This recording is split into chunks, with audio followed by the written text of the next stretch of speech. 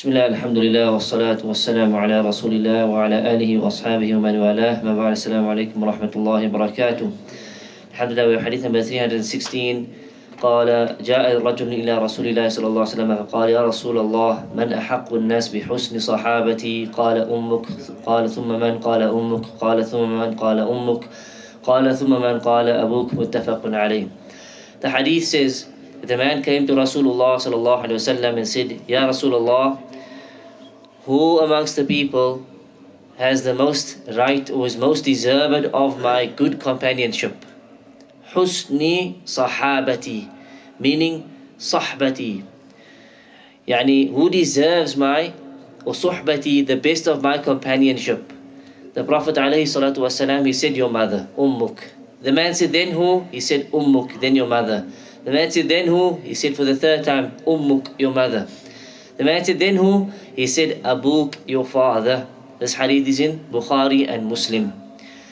In another narration, after saying ummuk, ummuk, ummuk, thumma abak, then your father, he said, thumma adnaka, adnaka. In another narration, he said, fal aqrab, thumma al aqrab, fal aqrab. Meaning, after the father is those who are the closest to you, and then those who are closest to you. From your siblings, for example, your grandparents, for example, your grandchildren, for example.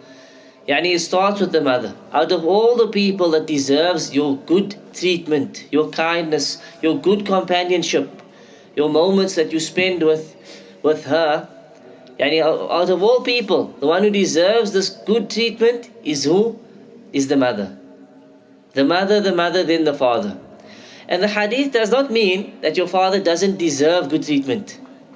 Rather, it just means out of all people, the mother deserves it the most. The mother deserves it first and foremost, 3 times even more than the father.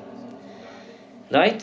And again, there's no mention that this doesn't mean you don't treat the father with, no. We've complete with respect towards the father and goodness. But the levels of kindness that we show towards the mother should be unparalleled. And this is because of what she's done for her child, of carrying the child. As the Quran says, حَمَلَتْهُ أُمُّهُ وَهْنًا عَلَى وَهْنٍ, that she carried the child weakness upon weakness.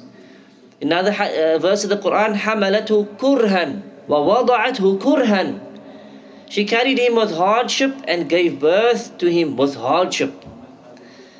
And we know during the nights, she would spend the nights keeping herself awake to give for the child, soothing the child, feeding the child, breastfeeding the child.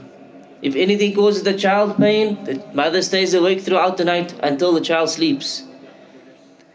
And generally you will find the care of the mother, the attention that the mother can show, the patience that she shows is more than that of a father.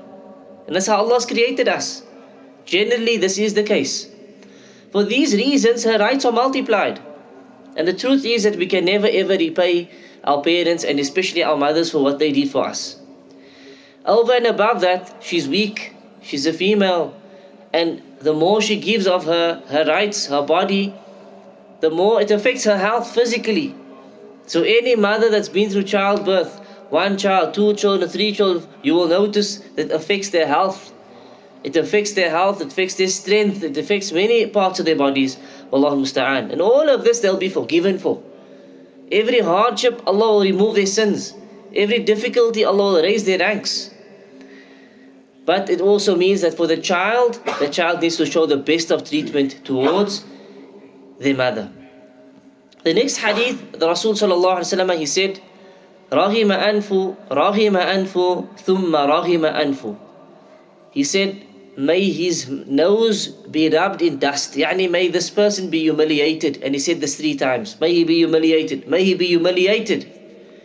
Man adraka abawayhi inda al-kibar, ahaduhuma aw kilayhima falam yadkhul al-jannah.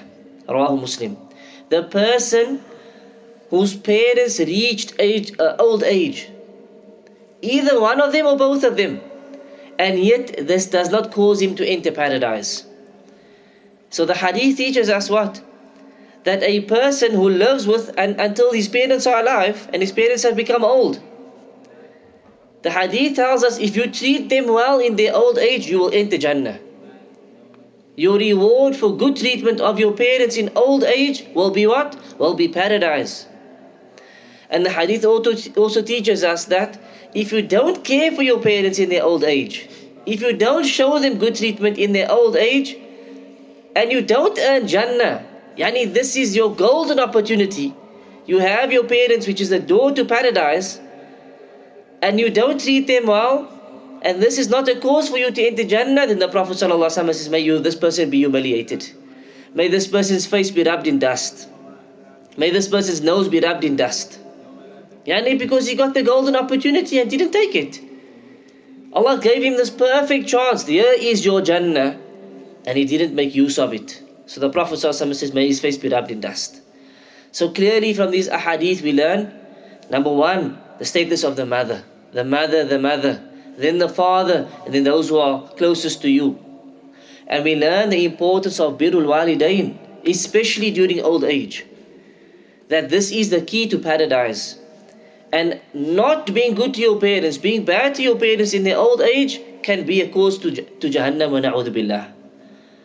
So we ask Allah Azza wa Jal for understanding, and that He makes us of those who always show good treatment to our parents. Ameen Rabbil Alameen. Sallallahu ala nabiyyina Muhammad wa ala alihi wa sahbihi ajma'in. Subhanakallahumma wa bihamdik. Ashhadu an la ilaha illa anta astaghfiruka wa atubu ilayk. Assalamu alaikum wa rahmatullahi wa barakatuh.